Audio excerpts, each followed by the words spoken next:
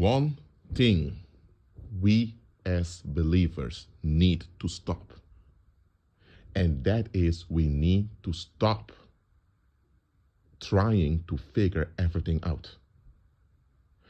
You are not capable as a human being to figure it all out. You can't figure it all out by yourself, neither with a group of people. Why? Because as human beings, we have a limited capacity to process things. Some of the minor things of this lifetime, we need therapy to process them. Think about loved ones passing away. Think about people leaving you out of the blue, abandoning you. Those are minor things. I'm not saying they're minor in the sense that they don't matter. It matters because it affects you, but looking at the whole scale of existence, they're considered minor. So if even those things that happen often, because people die almost daily, you know what I mean? Because people will die till the day Jesus comes back and resurrects everyone. So if people die daily, now you do not experience the daily death of people because you don't know everyone on the earth. So things are common, like people dying, people abandoning you in a fallen state, human beings tend to betray one another. It takes us sometimes years to process those things.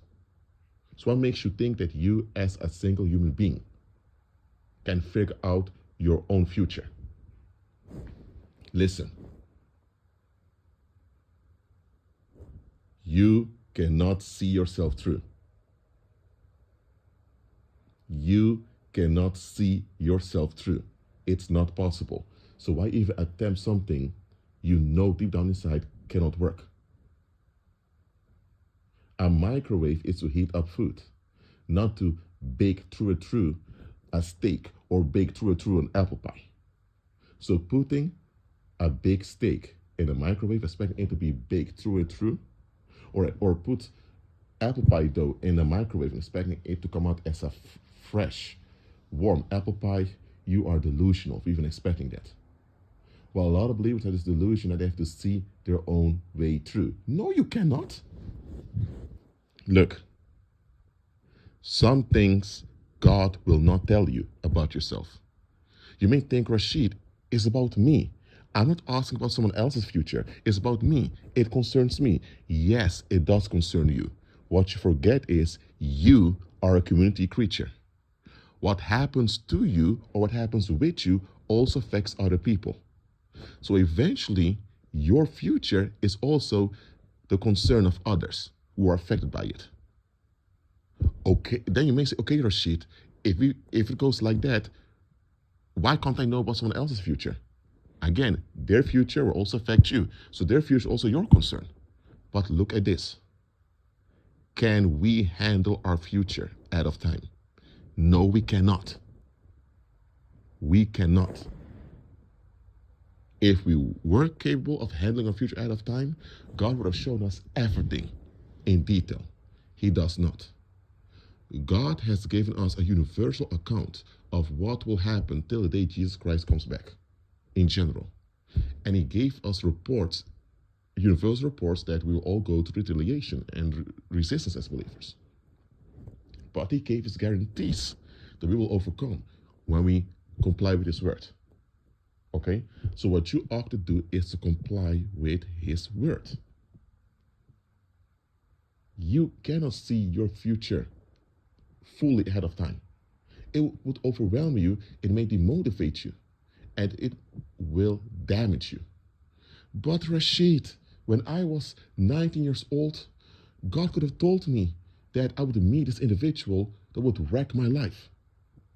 Okay, so let's say you were 19 years old and you met this man. You thought he was a good husband and potential good father. So you thought he was husband material and good to be a family man. You end up having 2 children with this man.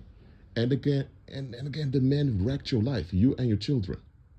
And you think, why didn't my father warn me about this man ahead of time? Now, okay, that's a legitimate question. Let me tell you why. You fell for this man because you had wrong expectations. Where does wrong expectations come from? From the community that raised you. So the community failed you. And that man that wrecked your life, where does he come from? He's from a community too. Why didn't his community raise a proper son? You get me? So what you experience is the failure of mankind. Now, because you were shaped by fallen mankind, and because you were in a fallen state yourself, you believed what people told you. And based on that criteria, you thought this man was a match for you. So even when your intuition hinted danger with you, you brush it off. So you were not in agreement with Christ. You were in agreement with the world, or as we would say, society. So God let you go through it so you would learn to rely on him and not on society. Well, by the way, you still have those two beautiful children, right? The husband may be horrible, or your ex-husband, I mean, but that's when your children are horrible. That their father is a piece of trash, that's their father, it's not them. So now you have these two beautiful children that can have a future with Heavenly Father. See what I mean? So God allowed you to go through that so that those children will be born and Heavenly Father has a plan with their lives.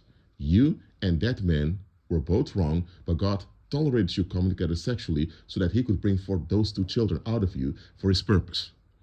God has multiple reasons why he allows us to go through stuff.